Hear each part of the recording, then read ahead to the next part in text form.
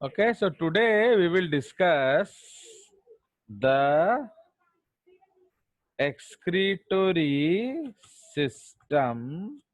Okay, targeting your KVPI and class 10th standard. Okay, 10th तो नहीं, उससे काफी ज्यादा ही होगा, बट फिर भी उसका जो बेसिक लेवल है माने वो हम लोग का 10th स्टैंडर्ड जो है उस लेवल का केवीपीआई लेवल का होगा। ठीक है जी ना। इसीलिए सबसे फर्स्ट पॉइंट जो हम लोग इसमें लिखेंगे, there is a very big confusion between people that what is excretion and what is egestion.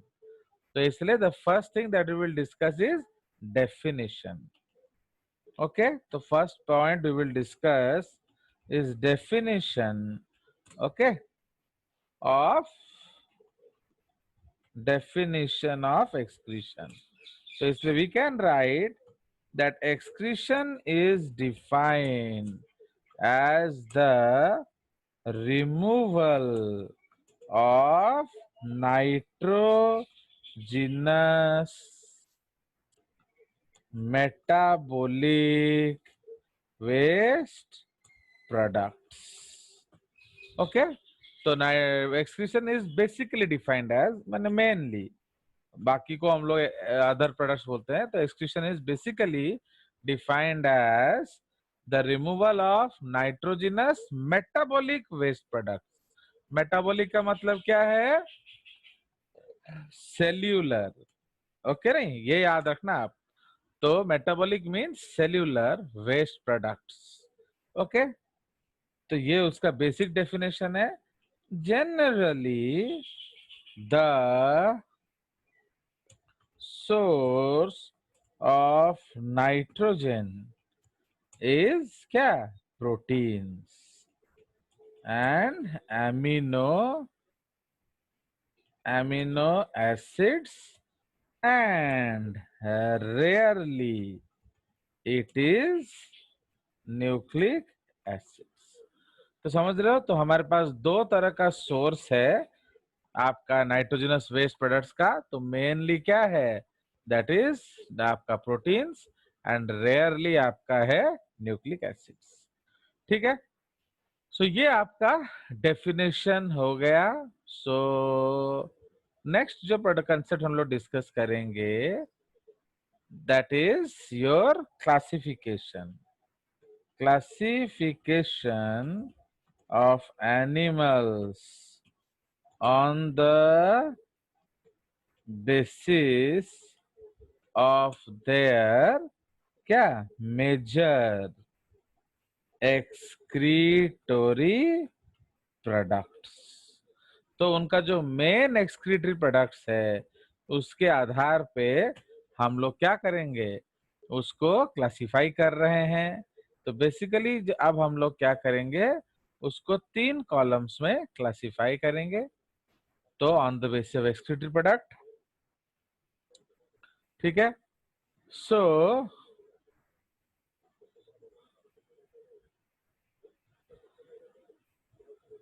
तो जो मेन एमिनोटेलिक, हाँ यूरियोटेलिक, यस, यूरिकोटेलिक। तो मेन जो हमारा एक्सक्रीटिव प्रोडक्ट है that is what? That is your ammonia. जो main excretive ammonia. Product है that is ammonia. तो इसीलिए हम लोग अब उसको मेन हेडिंग में डिवाइड कर देंगे। ओके, एंड जो पहला टाइप है उसको लिखेंगे एमोनोटेलिक excrete, okay, ammonia as NH4 plus ion, है कि नहीं? तो ammonia as NH4 plus ion. Okay, तो उसमें हम लोग उसको एक्सक्रीट करते हैं। तो एमोनोटेलिक, ओके, चलो इसको यहाँ नहीं लिखेंगे, जगह नहीं हो रहा है। एमोनोटेलिक। सेकंड जो है वो है यूरियोटेलिक। Okay, ureotelic. एंड जो लास्ट है दैट इज अमीनो, या हम लोग यूरिकोटेलिक इसमें लिखेंगे। लास्ट वाला जो है दैट इज यूरिकोटेलिक। ओके, तो अगर हम लोग इसको फैलाएं तो एमोनोटेलिक जो है ये क्या एक्सक्रीट करता है? एक्सक्रीट्स अमोनिया, NH3 लिख लेते हैं, एक्चुअली वो अमोनियम आयन के रूप में एक्सक्रीट होता है। फाइन, इधर हम लोग लिखेंगे excretes urea, excretes urea, and ये जो है this excretes uric uric acid. Acid. ठीक है, तो ये हमारा मेन टाइप ऑफ क्लासिफिकेशन है। ठीक है, तो ये हमारा हेडिंग हो गया। अब हम लोग उसका मेन डिफरेंसेस डिस्कस करेंगे ना। अमोनोटेलिक का मतलब क्या होता है? ओके, सो अमोनोटेलिक का मतलब, so these animals excrete, okay, ammonia. Okay, these animals excrete ammonia as NH4 plus ions, या ammonium ions. ठीक है, now these are produced by the, क्या, these are produced by the deamination process of amino acids। तो जो हम लोग का amino acids है उसको हम लोग एज इट इज स्टोर नहीं कर सकते हैं। Plus a lot of people think कि वो जो अमीनो एसिड को यूज करके हम अपना प्रोटीन बनाते हैं, ऐसा नहीं होता है। तो nobody uses others amino acids. Okay, तो इसीलिए तो वो जो अमीनो एसिड्स को रखना है तो आपको कीटो एसिड्स के रूप में रखना पड़ेगा, तो इसीलिए उसका अमीनो ग्रुप हम निकाल देते हैं। Now this group, okay, this group is small and highly poisonous, so it can easily be soluble in water and move in the body in blood, lymph और टिश्यू फ्लूइड। तो ये छोटा सा molecule है, okay, is a small molecule, तो इसीलिए and ये highly poisonous होता है, so it can be easily B soluble in water and move in the body in blood. Okay, so it has to be eliminated as soon as produced. Okay, it cannot be, okay, it cannot be stored even for a minute, comma, it will kill. Understood? तो इसलिए आपका जैसे ही ammonia बना उसको आपको फेंकना पड़ेगा। So this type of excretion is reported in क्या, aquatic tadpoles, animals। okay, in aquatic animals, क्यों? They can large afford. amount of water available होता है। ये नहीं अवेलेबल तो तुमको भी होगा, तुम स्विमिंग पूल में घुस जाओ, क्या तुमको अब नहीं मिलेगा? Because they use water also for respiration. समझ रहे हो? तो they use water also for respiration. ठीक है, so there is always entry and exit of water. ठीक है, तो इसीलिए इन दीज एनिमल्स आपका पानी आता जाता रहता है, इसीलिए इसमें हम लोग ये पाथ यूज कर सकते हैं. Okay, so we can use this technique in these animals. Okay, सो इसमें आपका ये आ जाएगा. नाउ अब सेकेंड टाइप में हम लोग लिखेंगे यूरिकोथेलिक.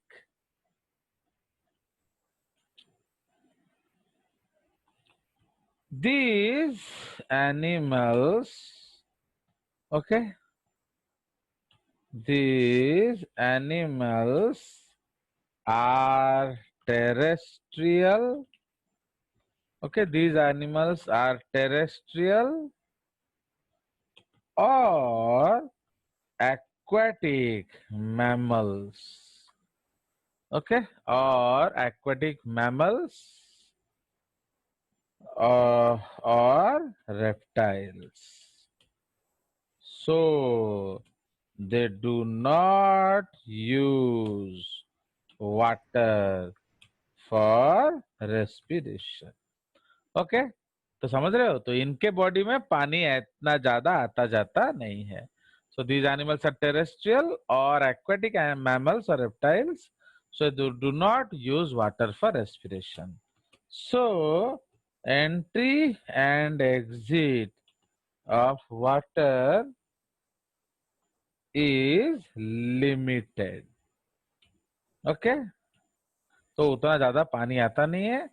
Hence excretion of ammonia is not possible.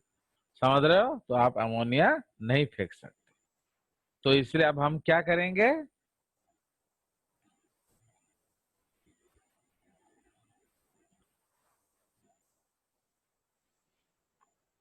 therefore, okay, therefore in these animals, okay, ammonia and CO2 combined. another waste waste CO2 is combined in the liver liver, using the urea या Krebs Ordinary. hence lead cycle या ornithine cycle. Okay, so therefore in these animals ammonia and another waste CO2 is combined in the liver using the urea cycle to convert it into a क्या harmless compound known as urea. ठीक है, तो आप ये उसको urea बना देता है. Full stop. यूरिया इज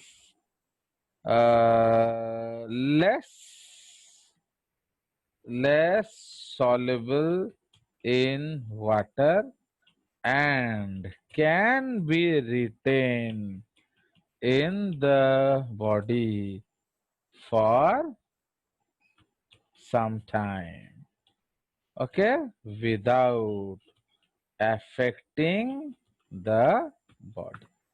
ठीक है, तो इसको हम रख सकते हैं कुछ देर. भाई हम तो 24 घंटा सुसु नहीं कर सकते ना, हम 8 बार या 10 बार या 5 बार या 4 बार या 2 बार करेंगे, तो इसलिए आपको उतना देर तक रोकना पड़ेगा. तो इसलिए urea is less soluble and can be retained in the body for some time without affecting the body. ठीक है, इसलिए this is the case in sharks.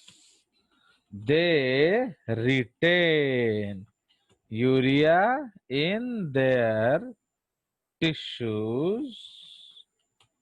Okay, they retain urea in their tissues to क्या maintain, okay, to maintain maintain high concentration levels.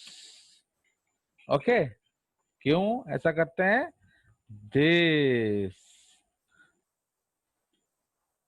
This prevents the loss of water in marine conditions. इसको हम लोग क्या कहेंगे? Osmoregulation. Okay, actually इसको osmo conformation कहते हैं, not regulation. Osmo conformation माने मेरे रंग में रंगने वाली. एक्चुअली क्या होता है, ये जो शार्क्स होते हैं, now these sharks they are mostly marine. ये लोग समुद्र में रहते हैं. तो जब ये लोग समुद्र में रहते हैं तो how they will save themselves from the urea? To save themselves from urea what they have to do? So they have to क्या? They have to maintain the concentration of body equal to the concentration of the क्या? System. Otherwise क्या होगा? अगर concentration of the system ज्यादा हो जाएगा तो what will happen? बोलो, water loss हो जाएगा and yes, exosmosis हो जाएगा and ये सुखुआ बन जाएगा. Okay, dried shark. तो उसको अगर ड्राइड शार्क से बचना है तो उसको क्या करना पड़ेगा? उसको अपना कंसंट्रेशन बाहर जैसा मेंटेन करना पड़ेगा. एंड इसीलिए वो लोग क्या करते हैं? अपने बॉडी में रिटेन करते हैं salts. Do you understand the beautiful concept? Please understand. चलिए, तो इसलिए अब मैं आपको एक सुंदर सा स्क्रीन दिखाऊंगा, फिर हम आगे चलेंगे. Sir, बोलिए. so how is osmo conformation different from osmoregulation? We will discuss. That is not a one day topic. So actually confirmation का मतलब है मेरे रंग में रंगने वाली. समझ रहे हो? Suppose you marry a husband who is otherwise very good, but he wants you to wear minimum dresses. Okay, means जो थोड़ा modern किस्म का वो लड़का है, तो आप क्या करेंगे? Rest everything is fantastic. उसका वो चाहत है कि आप थोड़ा मॉडर्न रहें, not those trivial Indian looks. ये उसकी इच्छा है. तो आप क्या करेंगे? Would you appreciate? Would you change? या वुड यू फाइट? जल्दी बोलो. Change. हाँ, Change. चलिए, very good. So you want to, माने अब तुम किसके रंग में रंग रहे हो?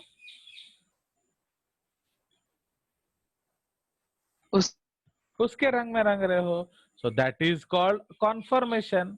क्योंकि अगर थोड़ा लड़ाई वड़ाई करते तो शायद रिश्ता अफेक्ट हो सकता था. अंडरस्टैंड और नॉट?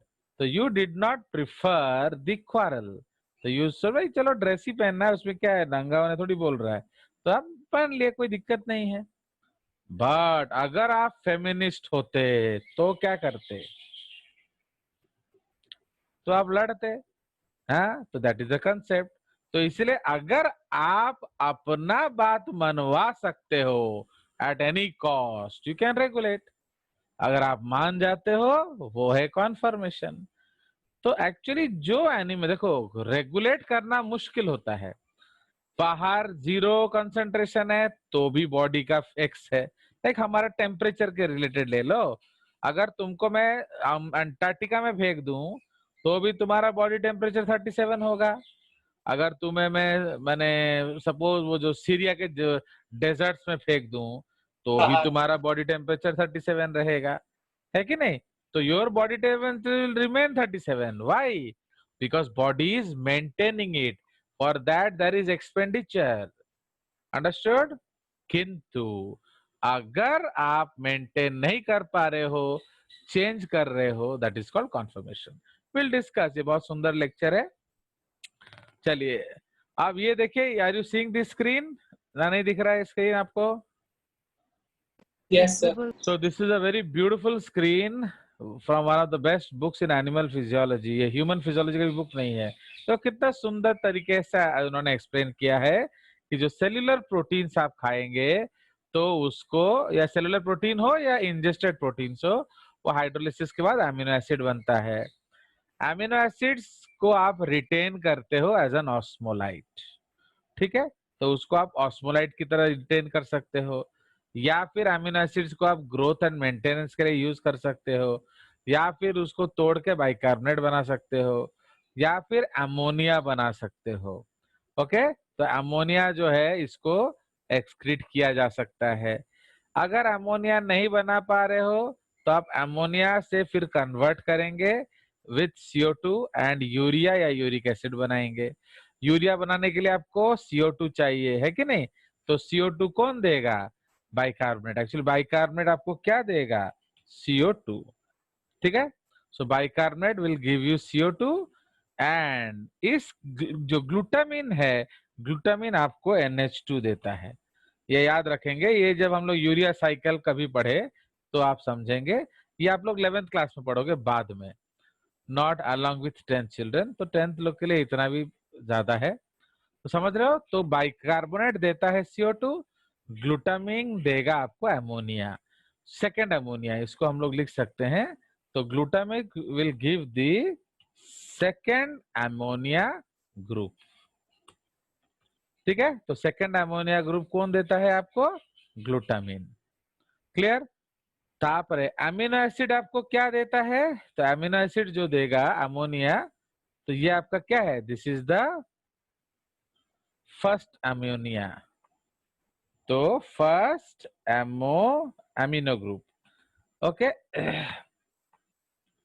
तो हमको मालूम है जब आप यूरिया बनाएंगे तो 2 अमीनो ग्रुप चाहिए, एक CO2 चाहिए। ओके, तो पहला अमीनो ग्रुप कौन देता है? आपको अमोनिया। दूसरा अमीनो ग्रुप आपको कौन देता है? ग्लूटामिन। CO2 आपको कौन देता है? Bicarbonates from body fluids. तो फिर आप यूरिया या यूरिक एसिड बना सकते हो। नाउ यूरिया जो बनता है उसको हम लोग क्रेब्स या ऑर्निथिन साइकिल बोलते हैं, ऑर्निथिन साइकिल, ठीक है। एंड यूरिक एसिड जो बनता है इसको इनोसिनिक पाथवे बोलते हैं, कि आप कभी भी पढ़ोगे नहीं। This is called the inosinic pathway, understand. तो ये आपका है, फिर आपका नहीं तो अमीनो एसिड फिर वापिस आ जाता है। तो ये आपका एक साइकिल है। तो to how do you make ammonia, urea, uric acid, ठीक है। तो ये एक ड्राइंग था, आपको दिखाने वाला था मैं। Now another drawing we will try to C.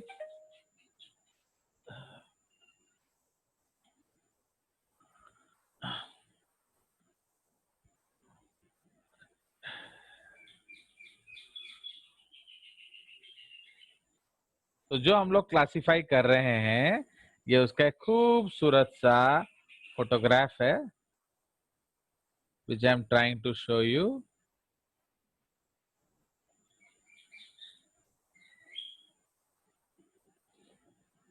Share किया जाए ना। देखिए ये अगर आपका फिर आ गया डिफरेंसेस, तो आप देख रहे हो, तो this is your which concept. तो ये आपका है क्या? Ammonotelic. The first group is ammonotelism, है कि नहीं? तो पहला ग्रुप एमोनोटेलिज्म है। उसके बाद सेकेंड ग्रुप जो है यूरियोटेलिज्म, एंड जो थर्ड ग्रुप है यूरिकोटेलिज्म,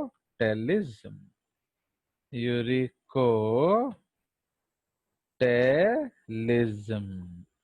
ठीक है। So another beautiful example, so will take a shot so that it can be send to you. आप देख रहे हैं बहुत सिंपली भाषा में इसने सारा कुछ डील कर दिया है। चलिए, so now next will go back to our uricotelic concept. Now बहुत लोग okay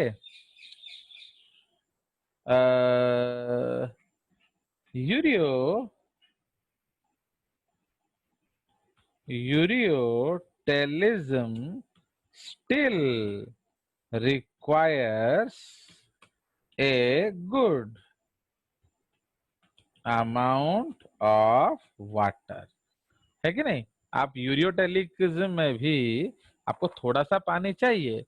ureotelism still requires a good amount of water, bracket में, for example, okay, in humans 1 to 2 liters, okay, are 2 liters water is required to eliminate the urea, है कि नहीं?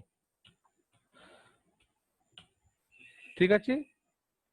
There are animals which cannot afford that much water because of their physiology या behavior. Okay, for example, insects and birds are क्या? volant, माने true flying animals. ठीक है, उनको उड़ना है. तो insect and your birds are true flying animals. Reptiles जो हैं like crocodile, okay, whereas the reptiles, okay, whereas the reptiles cannot drink so much water because it will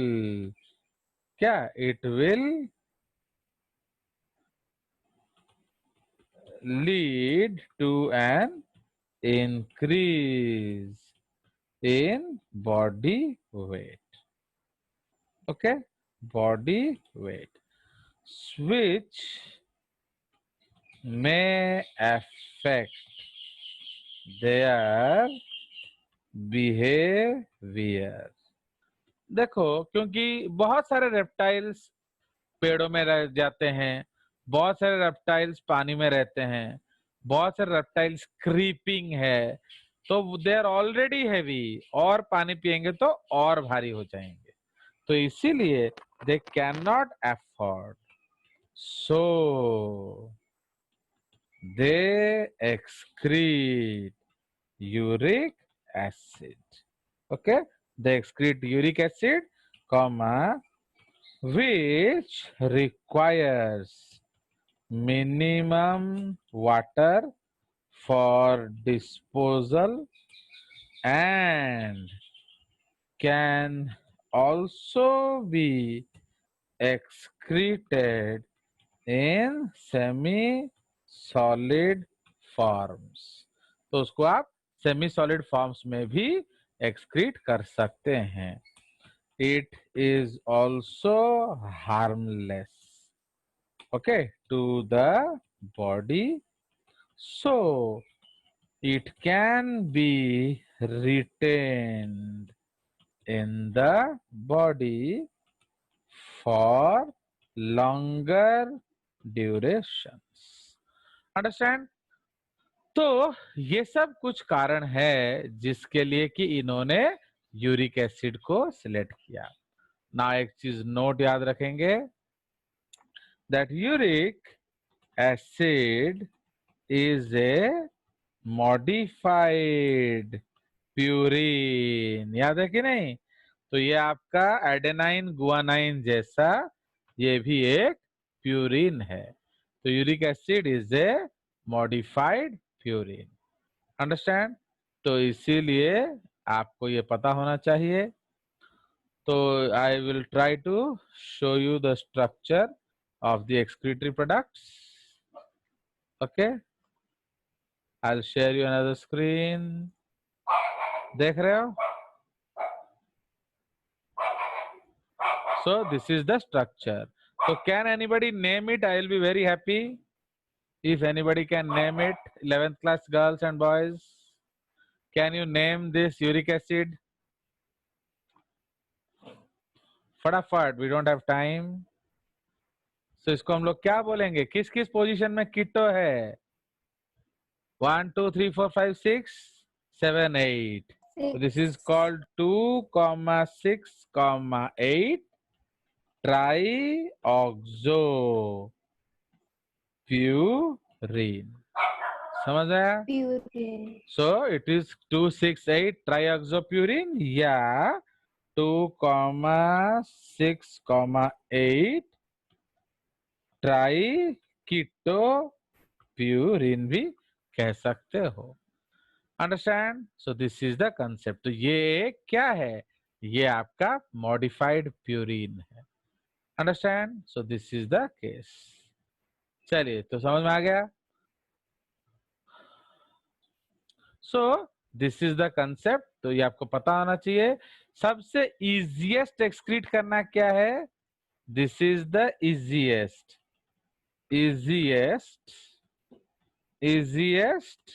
as no changes are required, but a lot of water is required to flush it. समझ रहे हो? तो इसलिए ammonia फेंकना सबसे आसान है, but उसको फेंकने के लिए आपको क्या चाहिए? काफी सारा व्हाट?